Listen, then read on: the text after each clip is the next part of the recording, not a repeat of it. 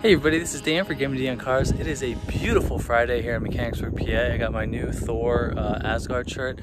Just gave the Bronco a wash. Now in today's video, we're going to talk about 5 things that I love about my Ford Bronco. I just did the video of 5 things I hate about this vehicle a couple weeks ago. It's getting pretty decent views. I got absolutely roasted on the Bronco pages because people are like, you're comparing it to this, blah, blah, blah. But anyway, this is going to talk about the things that I love about the Bronco because I love this vehicle. It's been perfect for me as my daily driver.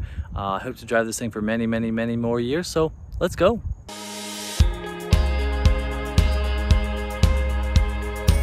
Now, number 1, by leaps and bounds, my favorite thing I love about this car, this vehicle, is the design. That is what draws me to any car, the way that it is styled. This is just a perfect modern interpretation of a Bronco that has been around since 1966. If you will see right there, it says since 1966. But I just love the proportions of this thing. I think it's the right size.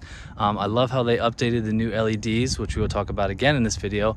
I love that it doesn't say Ford on the front. I just love the way that looks.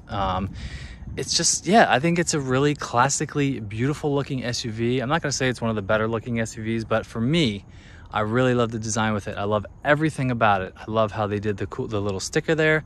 By the way, I'm like the only one who has never changed out the sticker to the old school Bronco script. I'm not a fan. I love the hardtop design. I love that you can take that. We'll definitely talk about those again. The wheels are nice, they're okay. But yeah, I just think the proportions of it are very nice. For me, you know, I have a small family. I have a wife and 1 child, and this is the perfect size for us as our bigger vehicle. But the design is really what swayed me into this vehicle from the get-go. I mean, this is something that I've had sedans and coupes before this. Never really had a SUV, let alone a, you know, off-road capable, versatile SUV like this. But yeah, the design is what initially got me drawn into this vehicle. I never thought I would own a Ford, but here I am, and I just love it. I think it's very beautiful. I love how they didn't go, I mean, I love the sort of circular shaped fender flares. There's a nice little body character line right there. I mean, yes, this is a Jeep competitor. Yes, is this inspired by a Jeep? I mean, not really. I mean, they've both been around for over 50 years, but this is a beautiful modern interpretation of a off-road capable SUV, or as people on the Bronco pages call it, a mall crawling pavement crawler SUV, which I guess that's what I am. So the design is number 1. I love it.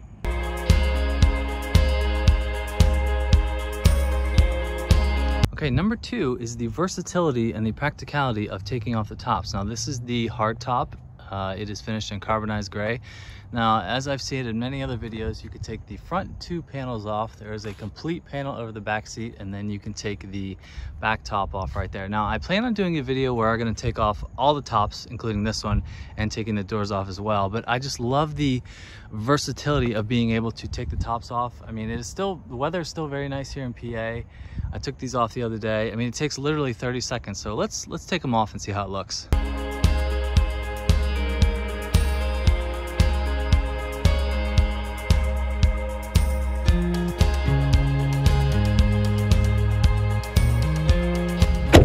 About 45 seconds. All right, now that the tops are off, I said earlier, I think it took like 45 seconds.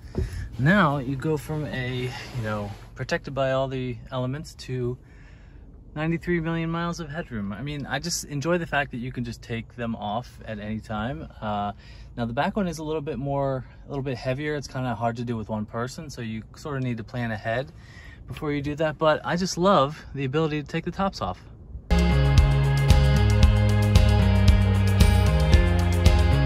Okay, so number 3 is right here. This is the GOAT mode. That stands for goes over any type of terrain mode. Now I haven't used this too much, I mean, just because it's been summer here, but let's just start the car up and go through the different options. Problem. Now you can change these at any time. There is a bunch of different settings. So, all right, let's close the door.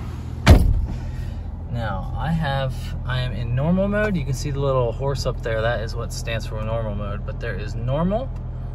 Then there is eco mode. Now I've used this a couple times. It's honestly kind of annoying. I feel like it makes the engine sort of work harder than it needs to. I mean, I guess you're maximizing your fuel mileage, but I really don't. I don't use that too often. I really just stay in normal. Next is Sport. Now this really holds onto the gears. It really like destroys your gas mileage, so I don't use it too often. Maybe if I'm getting on and off the highway a bunch, I'll just rip it a little bit. Go into S. There's the S right there. Now here comes the off-road modes. Now there's sport, slippery. Now this would be for the winter. Now, yeah, you can see here, I can hear the 4x4 shift in progress. Now I haven't used this yet, obviously, because I've gotten this in summer and it's still September, but there is the slippery mode right there. I'm sure I'll get to use this a lot with the Pennsylvania winters. So slippery, mud and ruts. Now that's for off-roading. Now you do get the big screen to see where you're going so you don't go over anything. There's off-road use only. Now there is one more. That is the sand. I mean, that is pretty cool. I hope when I go to the Outer Banks next summer, we'll get to use this out right there. But I just love the capability and the sort of functionality that all these have. Now you do have a hill descent control there. There's 4 low, 4 high, and when you're in normal everyday driving, you're in 2 high right there. So let's go back to normal mode. I do like the graphics that switch every time you go into the new modes as well. So yeah, this is just one more little layer of, you know, personality and versatility to go with all this stuff. So that is number 3.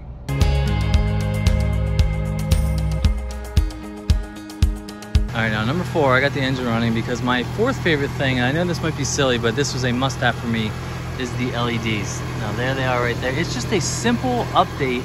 I mean, every car has the daytime running lights, and I just love the way these look in the dark. I've got the fog lights right there, but it's hard to see right there, but I just love them. Okay, so turn the engine off. Now I will filter in some shots of how these look at night. You can just see the LEDs flickering right there. I guess it picks up in the camera, but I just absolutely love the way these look when you're driving down the road. All right, now let's check out the ones in the back. Now these were a definite must-have when I got this Bronco, and this one sort of is shaped like a B. That's why I love that one. Over here it's an opposite B, but yeah, this was a number 1 must-have for me when I got this vehicle. I wanted the LEDs front and rear, and I think it comes, you can get it on any Bronco, but it is standard on the Outer Banks. And by the way, here's my sticker. I feel like if you're new to the channel, that's my logo with a alien ship, because this color is called Area 51. So just had that done as a thing for me. Absolutely love it. So yeah, the LEDs were a big must-have for me. So that is number 3.